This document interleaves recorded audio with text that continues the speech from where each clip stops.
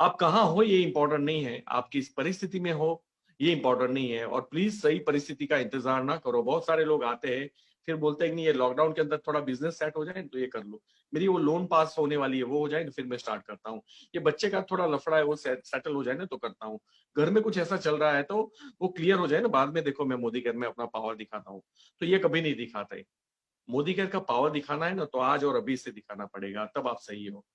तो क्योंकि सही काम के लिए कोई मुहूर्त नहीं होता, और कभी भी परिस्थिति आपकी फेवर में होगी तब आप काम करोगे तो दुनिया का कोई भी जानवर कर लेगा, उसमें इंसान की भी जरूरत नहीं है। जब परिस्थितियां विपरीत हो ना तब कुछ करके दिखाते हो ना, तभी तो आप ह्यूमन हो, तभी तो आप सुपर पावर हो, तभी तो उसको लीडरशिप बोली जाती है।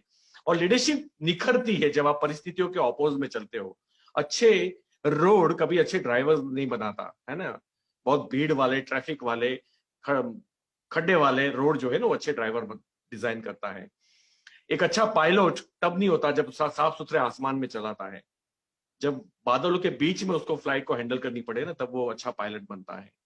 और जब तूफान के अंदर नाव चलाता है ना वो अच्छा नाविक है। फ्लैट पानी के ऊपर नाव कोई भी चला सकता है। तो प्लीज अच्छी परिस्थिति का अगर आप उपयोग करते हो, मैं ये नहीं बोलना चाहता कि आप जी नहीं पाओगे, मैं ये नहीं बोलता कि आपको 2 टाइम का खाना नहीं मिलेगा, मैं ये नहीं बोलता कि आपके बच्चों का एजुकेशन नहीं होगा या शादी नहीं होगी, सब कुछ होगा, लेकिन आप निखरोगे नहीं। और देखिए लाइफ एक बार मिली है, या तो निखर जाओ या बिखर जाओ, या आपके हाथ में। और अगर चैलेंजेस को फेस करोगे ना तो निखरोगे। और दुख की बात यह है, ये बिजनेस आपसे इन्वेस्टमेंट नहीं मांगता, ये बिजनेस आपसे कोई शोरूम नहीं मांगता, जगह नहीं मांगती। मतलब एम्प्लॉय को आपको सैलरी नहीं करनी है, आपको कोई बिजली बिल नहीं भरना है, आपको टैक्सेस डिपार्टमेंट के धक्के नहीं खाने हैं, आपको स्टॉक की अवेलेबिलिटी वेयर हाउस नहीं खोलना है, ना सिक्योरिटी गार्ड खड़ा रखना है, ना अकाउंटेंट रखना है। इस बिजनेस के अंदर आपको चाहिए नहीं हारने की हिम्मत, यानी आपका माइंडसेट। और इमोशनल ये बिजनेस लोगों को हराता है। जब वो 10-20 लोगों से 50 लोगों से बात करता है ना तो उसको लगता है कि दुनिया में ये नेटवर्क कोई करना ही नहीं चाहता, और लोग दूर दूर भागते हैं जब मैं फोन करता हूँ। देखो अगर आपकी बात सच होती ना तो हम लोग इतने पैसे नहीं कमा रहे होते। 15, 17, 18 लाख मेरी इनकम है महीने की, और साल के 1.5-2 करोड़ रुपए एवरेज मेरी इनकम। लास्ट 3 साल से मैं 1.5-1.5 करोड़ रुपए ले रहा हूँ, अभी सर जस्ट 7 साल हुआ है।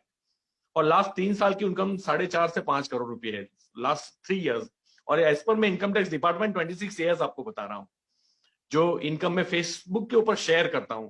तो आप बात को समझिए कि जब इतनी बड़ी इनकम कोई आपके सामने ले रहा है, दैट मीन्स लोग जुड़ रहे हैं, दैट मीन्स लोग एक्सेप्ट कर रहे हैं, दैट मीन्स लोगों को प्रोडक्ट पसंद आ रही है, रीपर्चेस हो रहा है, लीडरशिप क्रिएट हो रही है, लोगों को रोजगारी मिल रही है। इसलिए तो चला हमारा धंधा। अगर आपका नहीं चल रहा है तो या तो आपको इस बिजनेस को ड्राइव करना नहीं आता, या फिर आप नेगेटिविटी को पार्ट ऑफ बिजनेस नहीं समझते। यानी अगर मुझे इंडिया की किसी भी सड़क पे चलना हो और मुझे खड्डों से प्रॉब्लम हो तो मुझे इंडिया छोड़ना पड़ेगा। मैं कभी मंजिल पे नहीं पहुंचूंगा अगर हर खड्डे पे फोटो लूंगा और कलेक्टर को भेजूंगा, R&D road and development minister को भेजूंगा कि यहाँ खड्डा है, यहाँ खड्डा है। आपको क्या लगता है मैं अगर बड़ौदा से बॉम्बे जा रहा हूं मैं कभी पहुंचूंगा? नॉट एट ऑल, मैं कभी नहीं पहुंचूंगा, क्योंकि मैं प्रॉब्लम को फोकस कर रहा हूं, मैं मंजिल को फोकस नहीं कर